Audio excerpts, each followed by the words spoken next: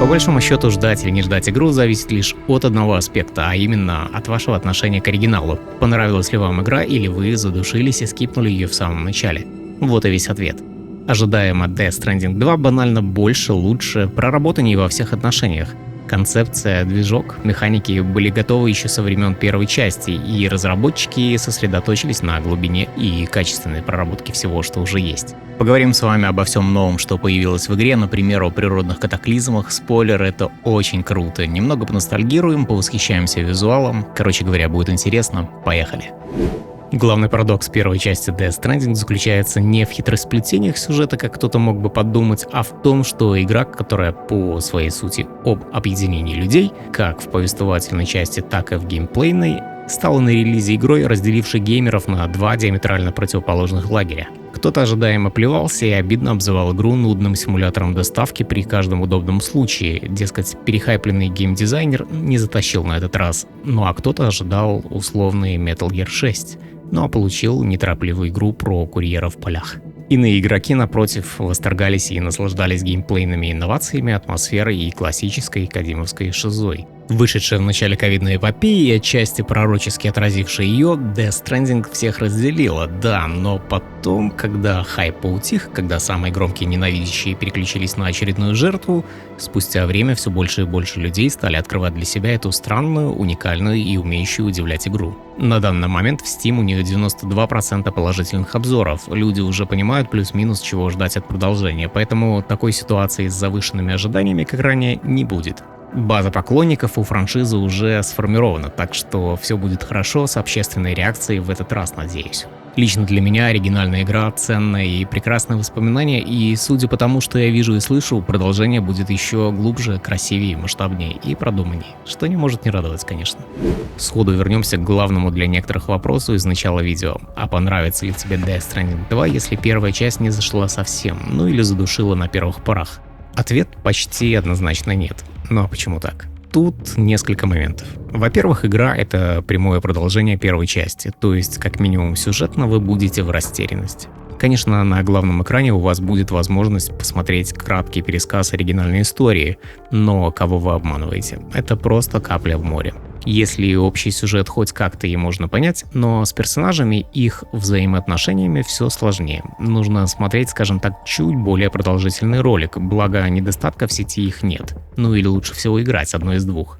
Вторая причина, по которой теоретически придется скипнуть продолжение, если с первой не случилось любви, это сама концепция, которая по сути своей осталась неизменной. Это все так же симулятор доставки товаров по пересеченной местности из точки А в точку Б. Да, добавили больше экшена, всяких разных фишечек, улучшили ее вширь и вглубь, но если вам не нравилось часами пробираться по горам и полям к очередному адресату ранее, то вряд ли понравится и в этот раз. Сам Хидео Кодзима неоднократно говорил в интервью, что это все еще игра про курьерскую доставку в первую очередь, несмотря на то, что в эту концепцию зашиты сотни дополнительных сопутствующих механик. Такие вот делишки, так что если в первую часть не играли, крайне рискованно начинать сразу со второй, имейте в виду. Итак, Death Stranding 2. Начнем с того, что примерно месяц назад топовых журналистов пригласили на специальный ивент по игре, где они смогли пощупать ее на протяжении 4 дней. В среднем дали поиграть плюс-минус 30 часов, что показывает уверенность Sony и Kojima Productions в своем проекте как ни крути. И отзывы оттуда ребята привезли крайне положительные, что на удивление не очень радует самого геймдизайнера. Когда проходило тестирование первой части, я обнаружил, что 4 из 10 человек игра понравилась, а 6 говорили, что это плохая игра. Для меня это хороший баланс, но в плейтестах Death Stranding 2 все, похоже, были настроены позитивно. Sony, конечно, довольна, но мне хотелось бы быть более противоречивым. Что же, у геймдизайнера свое видение на этот счет, но нам, простым игрокам, только в радость, что у новой игры хорошие отзывы. Вот что говорит Skillup, один из журналистов. Я считаю, что ядро Death Stranding всегда было идеальным, и я думаю, что вторая часть лишь дает осознать это гораздо быстрее. В Death Stranding 2 лучше повествование, лучше визуал, лучше боевка, стелс, больше разнообразия в песочнице, в структуре миссий, больше опций для кастомизации вашего прохождения. И по этим причинам игра впечатлила всех, с кем я говорил на этом ивенте. Абсолютно каждый влюбился в игру. Однако лично у меня возникает вопрос, а не помешает ли это «держите всего и побольше» тем игрокам, которым была важна своего рода камерность оригинальной игры и ее атмосфера? Нет, не помешает. Да, нам дает больше вариативности в основных геймплейных аспектах, но по сути это все еще игра про доставку на фоне потрясающих пейзажей и завораживающей атмосферной музыки. Удовольствие получит каждый, и те, кто любит неторопливое созерцательное путешествие, и те, кто предпочитает не заморачиваться и зачищать лагеря с оружием в руках. Не останутся неудовлетворенными и любители стелса, но и также те, кто предпочитает всего понемногу. Давайте поговорим о визуале. Вы наверняка видели уже ролики по игре и обратили внимание на графику. Не обратить внимание на которую нереально. Но тут стоит заметить, что и первая эта часть до сих пор выглядит просто фантастически, несмотря на то, что выходила она еще на 4-й PlayStation.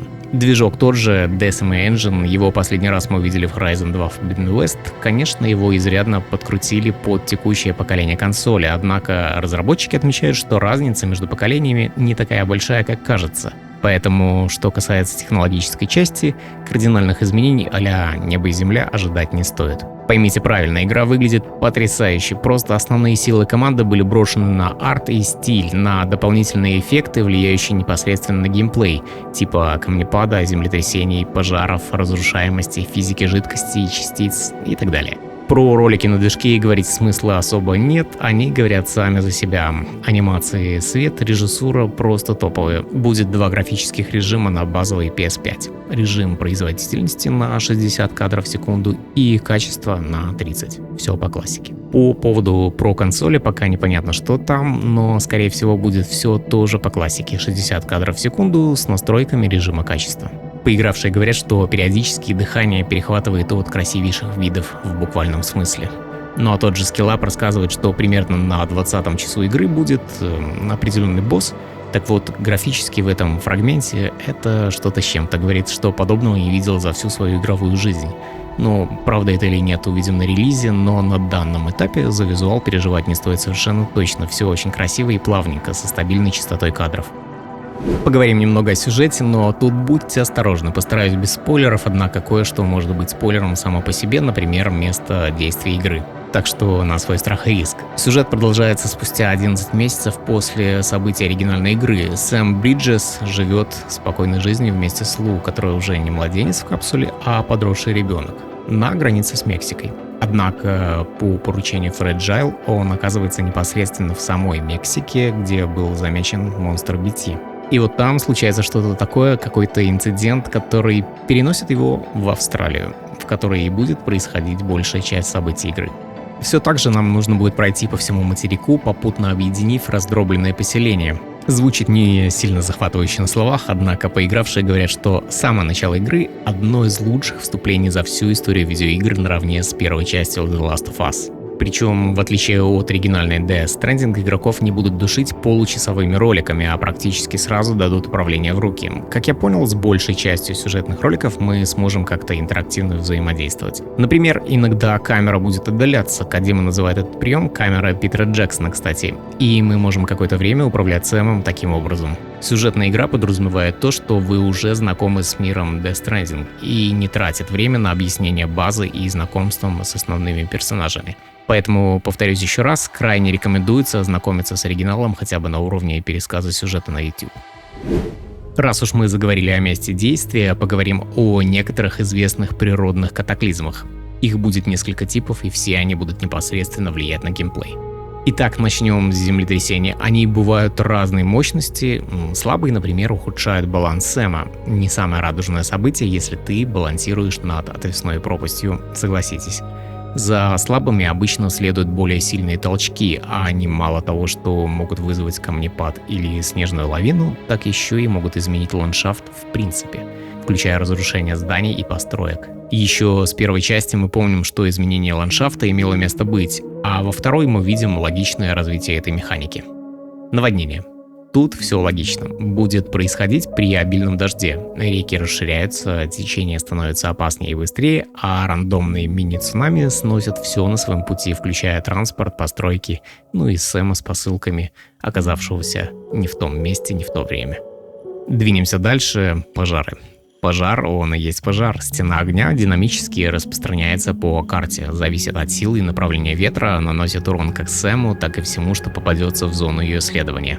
Ну и напоследок штормы и пыльные бури. В первой части мало использовалась физика ветра, в продолжении же над этим аспектом серьезно поработали, и ветер будет еще сильнее непосредственно влиять на Сэма, на его устойчивость, выносливость и так далее. Есть еще несколько катаклизмов, но о них слишком мало информации, так что просто подкину пару словечек типа метеоритный дождь, вызывающий пожары, обратный хиральный дождь, не старящие предметы, а омолаживающий и восстанавливающий. Смоляные гейзеры. Звучит интригующе, но это не точная инфа. Что мне во всем этом нравится, так это то, что динамическая погода, смена дня и ночи, природные катаклизмы будут играть огромную роль в формировании особенного приключения, которое невозможно повторить. Уверен, игроки потом будут рассказывать друг другу свои уникальные истории путешествий. На мой взгляд, именно такие истории и делают хорошую игру отличной игрой. Поговорим о боевке и, в принципе, о том, как видоизменился геймплей со времен первой части. Как бы Кодзима не открещивался от призраков прошлого Metal Gear, они все равно его нашли. Но экшен — это не цель, а средство, как неустанно повторяет геймдизайнер. По духу противостояние с противниками стало ближе всего к Metal Gear 5, то есть у нас есть 3 способа для конфронтации либо ее избегания. В частности, стелс был прокачан очень мощно. Прежде всего, местность теперь можно разведывать, подбросив куклу, которую зовут Долман, вверх. Долман, в принципе, всегда болтается на поясе с вами, будет подсказки давать, поддерживать беседы и привносить повествовательную динамику в путешествии. Подобное мы могли видеть в последней God of War. С этой куклой много чего можно всего делать на самом деле непосредственно в геймплее. К примеру, можно ее бросать для отвлечения противников в кусты, ну или прямо в них, чтобы оглушить. Рюкзак с грузами теперь можно оставлять на земле для повышения маневренности в бою или незаметности в стелсе. Что касается оружия, его, во-первых, стало гораздо больше разновидностей, как, собственно, и всевозможных гаджетов, но, во-вторых, улучшили ощущение от ганплея в принципе, так что стрелять теперь стало гораздо приятнее. Рукопашный бой также ощутимо прокачали, появился даже полноценный нырок у ворот.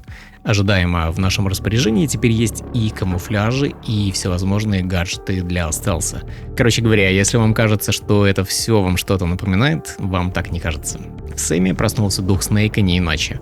Другими словами, под любой стиль геймплея есть приспособления и возможности. Кодзима не заставляет тебя зачищать всех с автоматом. Главное для него — дать игроку свободу и выбор. Хочешь переть в лоб — никто не запрещает. Хочешь по стелсу — пожалуйста. Вообще не хочешь сражаться — тоже никаких проблем, можно обойти противников или быстро проехать на транспорте мимо. Сам пул анимаций был существенно расширен в принципе. Это касается как потасовок с противниками, так и простого передвижения по миру. Кстати, одна из ключевых фишек Death Stranding, передвижение по пересеченной местности, была слегка упрощена в угоду удобства. Честно говоря, даже не знаю, как к этому относиться, ведь у меня не было проблем с этим в первой части. Напротив, сложности и перемещения добавляли атмосферности игре. Ну ладно, посмотрим, что там будет. Аналогичная ситуация с транспортом в игре. Допилили управление и физику, они стали отзывчивее и удобнее. Транспорт, кстати, можно обвешивать самонаводящимися пулеметами и броней при желании. Вариантов кастомизации для транспорта будет достаточно, однако все запихнуть сразу не получится. Если хочешь, к примеру, роботизированную клешню, которая автоматически подбирает предметы на ходу, придется отказаться от другого полезного приспособления. Баланс как-никак должен быть, и это правильно. Однако, опять же, при желании вполне можно превратить машину в устрашающий танк. Новые постройки, конечно, тоже появятся. Самой заметной выглядит шахта для добывания ресурсов в промышленных масштабах и монорельс, связывающий эти шахты между собой. Кстати, на нем можно перевозить не только ресурсы, а также и транспорт. А злоупотребление в добыче ресурсов в шахтах может привести к непредвиденным последствиям. Каким? Узнаем на релизе, но явно не самым хорошим. В Death Stranding 2 появилась также какая-никакая прокачка. Очки навыков мы будем получать по старинке при выполнении заданий в 3 категориях: доставка, сражение и скрытность. Очки тратятся на перки, которые в свою очередь можно при желании перераспределять между миссиями в зависимости от того, какой стиль прохождения вы предпочитаете. Также у Сэма имеются 12 уровней мастерства в различных областях. Например, при использовании огнестрельного оружия растет соответствующий навык, а при ходьбе по сложным участкам уже этот аспект прокачивается.